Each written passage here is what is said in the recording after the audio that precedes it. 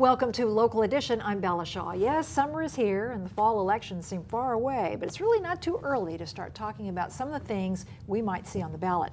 Ventura City Councilman Neal joins us, and one of them deals with the elections themselves, doesn't it? That's correct. There's going to be a measure on the ballot this year that affects the city of Ventura that would change the election year, or propose to change the election year, from the odd year to the even year. And the reason that that proposal is being made is twofold. One, there is a greater cost to the city when they're the only one on the ballot, and they're not sharing the costs of the election with other entities.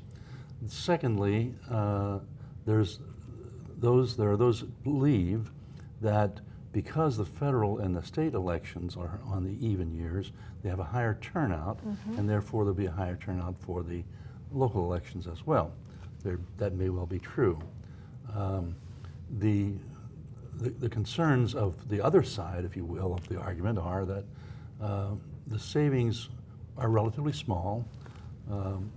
When we are on the ballot alone, it's about $160,000, the cost of the election. When we are on the ballot with the county, state, and federal government, it's down into the $40,000 range. $120,000 maybe savings, and that's not chump change. No. But it's not like millions of dollars. No.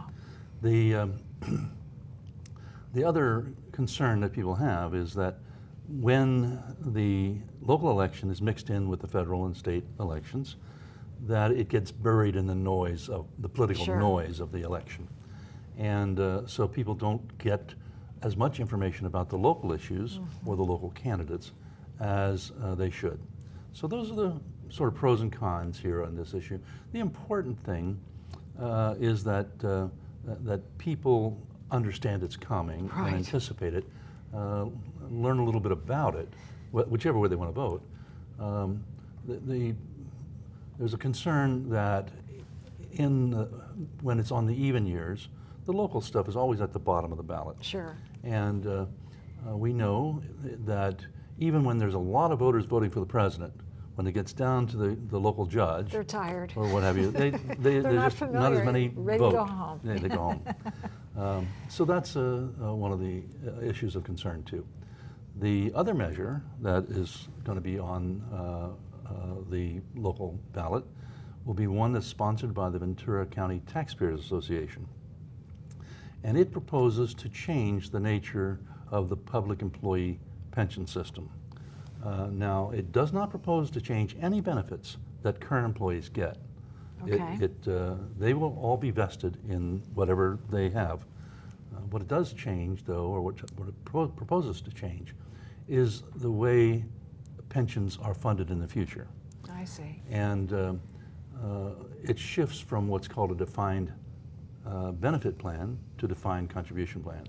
What that means is, in a defined benefit plan, the employee is guaranteed a certain amount of money. In a defined contribution plan, the employee is guaranteed that the employer will put in a certain amount of money. I see. And then it always depends on the market. Either way, either system depends on the market. But what happens in the first system is if the market is performing poorly, then the taxpayer's on the hook.